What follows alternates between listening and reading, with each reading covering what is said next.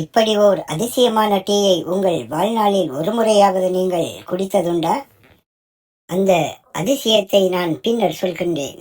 முதலில் நீங்கள் இந்த காணொளி முழுவதையும் பாருங்கள்.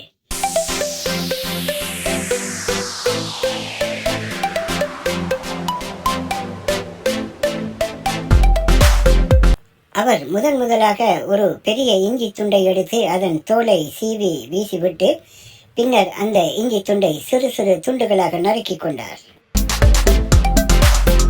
ஒரு டீ தயாரிப்பதற்கு அல்லது 2 கப் டீ தயாரிப்பதற்கு அவர் ஏன் இவ்வளவு இஞ்சி துண்டுகளை நறுக்குகிறார் என்று நான் ஆச்சரியப்பட்டுக் கொண்டிருந்தேன்.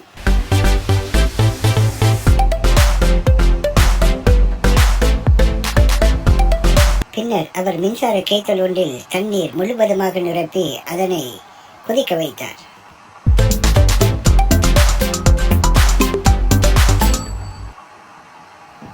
சரி, மேலும் பல நண்பர்கள் வரப்போவதாக நான் எண்ணிக்கொண்டேன்.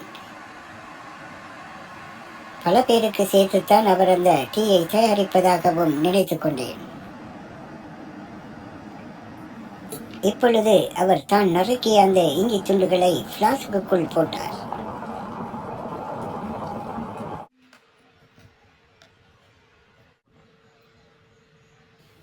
தண்ணீர் கொதித்து விட்டது. பின்னர் அந்த தண்ணீரை எடுத்து அதனை முழுவதுமாக அந்த பிளாஸ்க் நிறையும் வரைக்கும் அதில் ஊற்றினார்.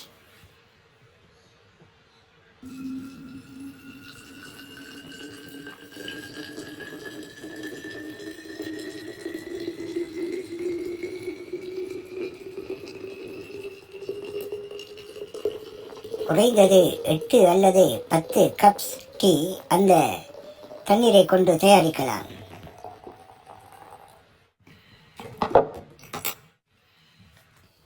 இதோ பாருங்கள், ஒரே ஒரு டீ பாக்கெட்டை எடுத்து அவர் அந்த பிளாஸ்குக்குள் போட்டார்.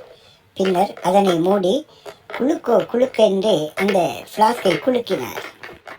இப்படி தண்ணீர், தேயிலை பாக்கெட் மற்றும் இஞ்சி போன்ற எல்லாவற்றையுமே ஒன்றாக சேர்த்து தேநீர் தயாரிப்பதென்பதை ஓர் அதிசயமாகவே எனக்கு தோன்றியது. பின்னர் பிளாஸ்கில் இருந்து ஒரு கப்பில் கால்வாசி நுரையும் வரைக்கும் ஊற்றி எனக்கு தந்தார். நான் குடித்த போது அது மிகவும் காரமாக இருந்தது. இஞ்சி தேநீர் தயாரிக்கும் பொழுது அதற்குள் சர்க்கரை சேர்க்கக்கூடாது என்று அவர் புத்திமதி வேறு கூறினார். இவ்வளவு தேநீர் எதற்காக தயாரித்தீர்கள்? வேறு யாராவது நண்பர்கள் வருகிறார்களா என்று கேட்டேன்.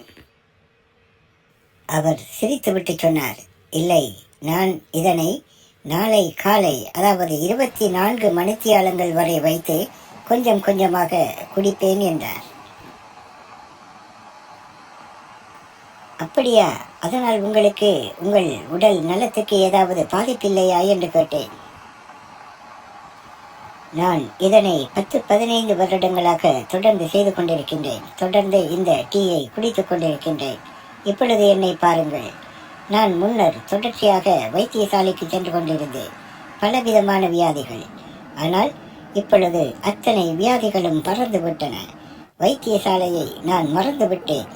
மருத்துவமனைக்கு செல்லும் பாதையை கூட நான் மறந்து போய்விட்டேன் என்று அவர் சிரித்து கொண்டே சொன்னார். உண்மையிலேயே அவரது செய்தி எனக்கு ஆச்சரியமாகவும் அதிசயமாகவும் இருந்தது. அதே நேரத்தில் அவர் பின்பற்றுகின்ற அந்த சுகாதார நடைமுறைகளை விட்டு நான் மிகவும் அதிருப்தி அடைந்தேன். அவரது மின்சார கேத்தல், அவரது பிளாஸ்க் மற்றும் அவரது கப்ஸ் எல்லாமே அழுக்காக இருப்பதாக எனக்கு தோன்றியது. அதை பற்றி நான் அவரிடத்தில் எடுத்து சொன்னேன். அதற்கு அவர் சிரித்து கொண்டே சொன்னார், நான் என்ன செய்ய? நான் ஒரு தன்னந்தனியனான ஆள். எனக்கு வேறு எந்த உதவிகளும் எந்த துணையும் கிடையாது. இந்த தனிமையில் எனக்கு இவற்றையெல்லாம் தொடர்ச்சியாக கழுவி சுத்தப்படுத்துவதென்பது மிகவும் கஷ்டமான ஒரு விடயமாக இருக்கின்றது என்றார். என்றாலும் 4 நாட்களுக்கு ஒருமுறை நான் இவற்றையெல்லாம் சுத்தம் செய்து விடுவேன். இப்பொழுது நீங்கள் வந்திருப்பது 4வது நாள். இன்று மாலை நான் இவற்றையெல்லாம் சுத்தம் செய்து விடுவேன் என்று அவர் கூறி சமாளித்தார். இஞ்சி தேநீர் உடலுக்கு நல்லதுதான், ஆனால் அதனை அளவாகவே பயன்படுத்த வேண்டும்.